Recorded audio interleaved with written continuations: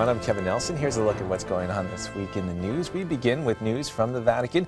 Pope Francis recited the Angelus on Gaudete Sunday. During the service, he blessed the statues of the baby Jesus that will take center place in nativity scenes in Rome's schools, churches, and homes. Rome Reports has more. The third Sunday of Advent is described as the Sunday of joy. Pope Francis reminded the crowd that Christianity and joy go hand in hand. Gesù è venuto a portare la gioia a tutti e per sempre.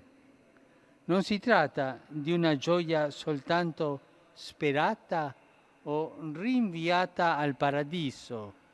Qui nella terra siamo tristi, ma al paradiso saremo gioiosi. No, non è questa. Ma una gioia reale già, sperimentabile ora. To highlight this point even more, the Pope asked the pilgrims to repeat along with him that Christian joy is real. Tutti, diciamolo, con Gesù, un'altra volta, con Gesù la gioia è a casa. E senza Gesù c'è la gioia? No, bravi.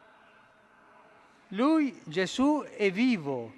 È il risorto e opera in noi e tra noi, specialmente con la parola e i sacramenti. He went on to explain that Jesus gives Christians the strength to face daily problems. He cited the example of saints who overcame challenges through joy.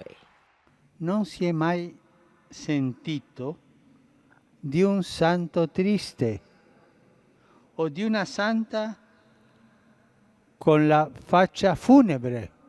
Mai si è sentito questo. Sarebbe un contrassenso.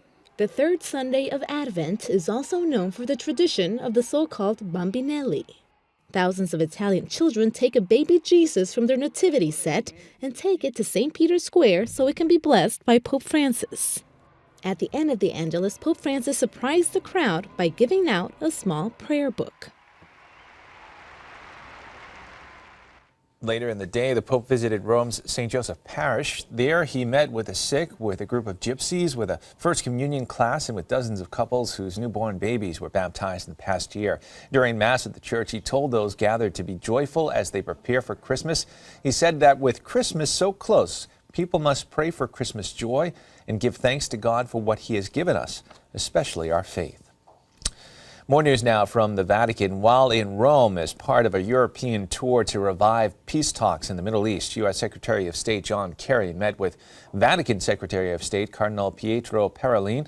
Their main topic of discussion was the resumption of negotiations between Israel and the Palestinians, but Kerry also asked the Cardinal to support the Obama administration's efforts to close the U.S. detention camp in Guantanamo Bay, Cuba. Kerry told Cardinal Parolin of the U.S.'s commitment to close the prison and the desire for the Holy See support in the search for appropriate humanitarian solutions for the current detainees.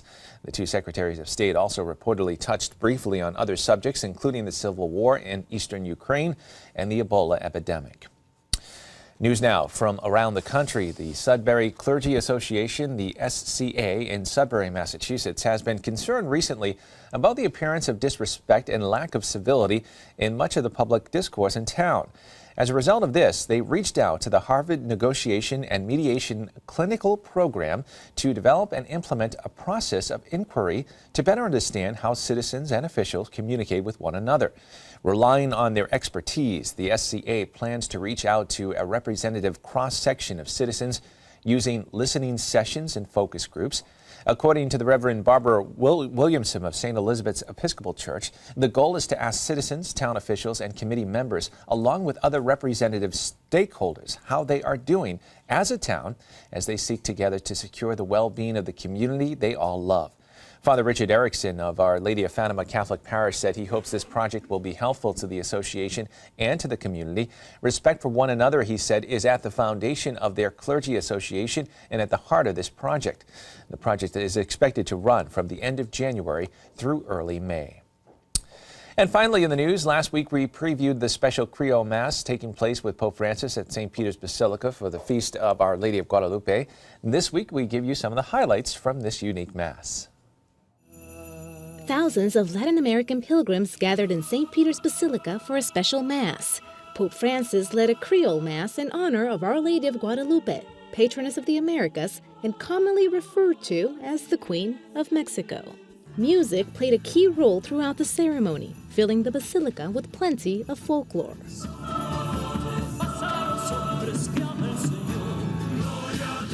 The so-called Creole Mass was composed 50 years ago. It combines Christian prayers with indigenous instruments and beats. In his homily, Pope Francis highlighted the unifying power of Our Lady of Guadalupe throughout the Americas. He explained that Our Lady proves that God vouches for the poor and needy. In light of the instability present in some parts of Latin America, the Pope prayed that the continent may become one of hope and justice.